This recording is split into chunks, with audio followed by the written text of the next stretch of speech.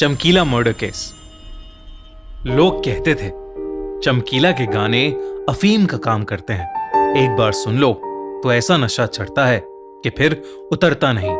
8 मार्च 1988 उस दिन भी लोगों की भीड़ पंजाब के महसामपुर में सिर्फ इसलिए इकट्ठी थी कि वो भी अमरेंद्र सिंह चमकीला के गानों के नशे में झूमना चाहते थे। चमकीला भी उस दिन सुबह सुबह अपना एक शो खत्म करके अपनी सिंगिंग पार्टनर और प्रेमिका अमरजोत कौर के साथ महसामपुर पहुंच गया था।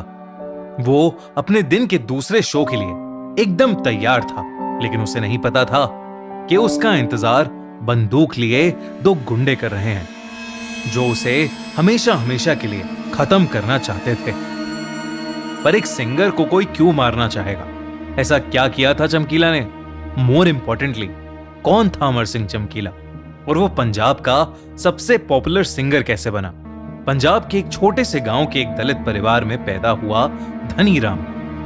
वो अपने बचपन से एक इलेक्ट्रिशियन बनना चाहता था, पर जब वो ये सपना नहीं पूरा कर पाया तो वो एक कपड़े की मिल में काम करने लगा। वहीं काम करते करते उसने शौकिया तौर पर गाने गाना शुरू कर दिया। धीरे धीरे वो हारमोनियम और ढोलकी भी सीखने लगा। इसी दौरान उसकी मुलाकात सुरेंद्र शिंदा नाम के एक इंसान से हुई। सुरेंद्र को धनी राम के गाने बड़े पसंद आए, तो उसने उसको अपने बैंड में गाने गवाने शुरू कर दिया और वहीं धनी राम का नाम पड़ा, अमर सिंह चमकीला। इसके बाद चमकीला ने गाने लिखना भी शुरू कर दिया। थोड़े ही समय में चमकीला के गाने पंजाब के लोगों में एक आग की तरह फैल गए। चमकीला पूरे पंजाब भर में खूब सारे शोज करने लगा। फिर उसने सुरेंद्र का बैंड छोड़ दिया और अकेले गाना गाना शुरू कर दिया। लेकिन उसके फैंस और जनता ने उससे एक लेडी सिंगर की डिमांड की और तब वो एक अच्छी डुएट गाने वाली एक लड़की को ढूंढने लगा। इस खोज में उसकी मुलाकात हुई अमरजोत कौर से। चमकीला को अमरजोत की गायकी और अंदाज दोनों बहुत पसंद आए और साथ में गाते गाते दोनों को एक दूसरे से प्यार हो गया। बस फिर क्या था, दोनों मिलकर गाने गाते रहे और पंजाब के हर दिल की धड़कन बन गए। 27 साल की उम्र में चमकीला इतना ज्यादा पॉपुलर हो गया था कि वो साल के 365 दिन में 365 शोज करने लगा था। चमकीला की पॉपुलैरिटी सिर्फ इंडिया तक ही नहीं, बल्कि चमकीला और अमरजोत ने मिलकर उस समय बहरान, दुबई, इंग्लैंड, कनाडा और तो और अमेरिका में भी कई हाउसफुल शोज किए थे। उस दिन भी चमकीला और अमरजोत पंजाब के महसामपुर गांव में अपने अगले शो के लिए पहुंच चुके थे। खेत किनारे गाड़ी रोककर वो खेत के रास्ते अपने ग्रुप के 3 मेंबर्स के साथ परफॉर्मेंस की जगह पर पहुंचने ही वाले थे, जब एकदम से एक मोटरसाइकिल पर 2 लोग उनकी तरफ आए और उन पर AK-47 से फायर करने लगे।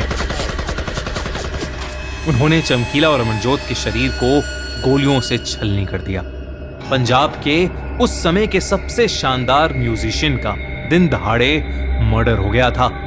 अगले दिन चमकीला की मौत की खबर पूरे पंजाब में फैल गई। लेकिन अजीब बात तो यह थी कि ना ही चमकीला के परिवार ने, ना ही महसामपुर के गांव वालों ने और ना ही जो लोग उसे हॉस्पिटल लेकर गए थे, किसी ने भी कोई रिपोर्ट लिखवाई। पर चमकीला के कई फैंस को यह मंजूर नहीं था और उनमें से कुछ ने हिम्मत की और चमकीला और अमरजोत के अगेंस्ट हुए अटैक की रिपोर्ट लिखवाई। 1980s में सारी की सारी पंजाब पुलिस खालिस्तान मूवमेंट और पंजाब में चल रहे नाजुक हालातों से डील कर रही थी और उनके पास चमकीला केस को इन्वेस्टिगेट करने के लिए टाइम नहीं था, क्योंकि वो हर दिन गोलाबारी और बड़े बड़े बॉम्ब ब्लास्ट से डील कर रहे थे। लेकिन चमकीला के फैंस का प्रेशर इतना ज्यादा हो गया था कि पुलिस को इस केस को प्रायोरिटी देनी पड़ी और उन्होंने अपनी इन्वेस्टिगेशन शुरू कर दी।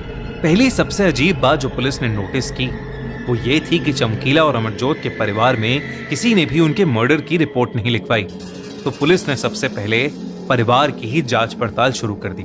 इस इन्वेस्टिगेशन के बाद पुलिस के सामने कुछ ऐसे फैक्ट्स आए जिसने चमकीला और अमरजोत के परिवार वालों को शक के घेरे में डाल दिया। चमकीला पहले से शादीशुदा था, लेकिन अमरजोत के साथ गाते गाते उन दोनों को एक दूसरे से प्यार हो गया और अलग जाति के होने के बावजूद दोनों ने शादी कर ली।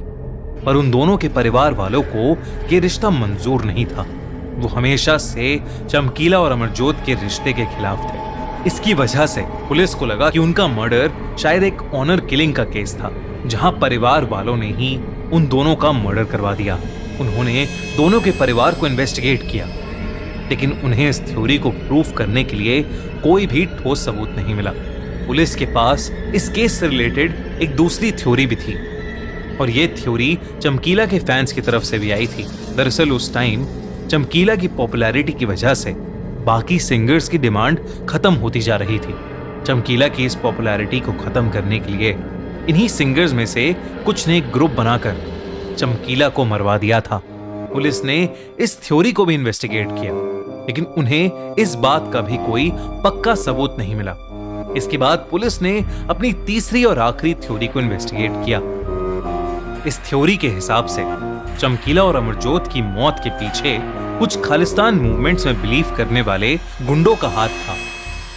चमकीला और अमरजोत के गानों की फेमस होने की वजह सिर्फ उनकी गायकी और अच्छा म्यूजिक ही नहीं, बल्कि उन गानों के लिरिक्स यानी बोल भी थे। चमकीला अपने गानों में वही बोलता था जो अपने आसपास देखता था। उस टाइम पंजाब बहुत सारी प्रॉब्लम से जूझ रहा था। ड्रग्स, पॉलिटिकल कॉन्फ्लिक्ट्स, शादियों के बाद अफेयर्स, गुंडागर्दी, ये सब पंजाब में आम बात बन गई थी, और चमकीला इन्हीं चीजों के ऊपर अपने गानों के जरिए बात करता था। जहां कुछ लोग चमकीला को सच बताने के लिए वाहवाही दे रहे थे, वहीं कई लोगों को ऐसा लग रहा था कि चमकीला के ऐसे गाने बनाने की वजह से पंजाब बदनाम हो रहा है, और साथ ही साथ पंजाब का युवा भटक भी रहा है। पुलिस ने जैसे जैसे इस एंगल को इन्वेस्टिगेट किया, उन्हें पता चला कि इस मूवमेंट से लिंक्ड कुछ लोगों ने पहले भी चमकीला को कई बार धमकी दी थी। और तो और चमकीला ने उन टॉपिक्स पर गाने बनाना भी बंद करके धार्मिक गाने बनाना शुरू कर दिया था।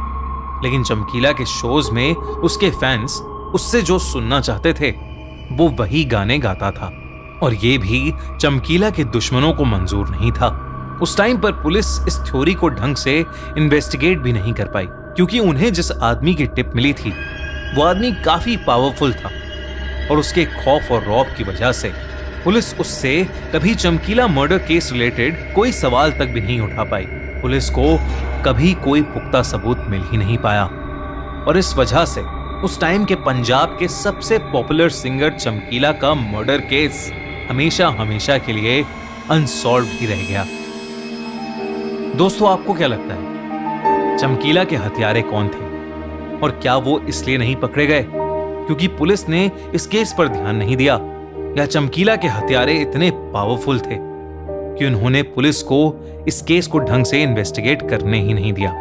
हमें कमेंट्स में अपने थॉट जरूर बताइए, और अगर वीडियो अच्छी लगी तो हमारे चैनल द क्राइम शो को सब्सक्राइब कीजिए। लेटेस्ट वीडियो की नोटिफिकेशन के लिए बेल आइकन दबाना मत भूलना।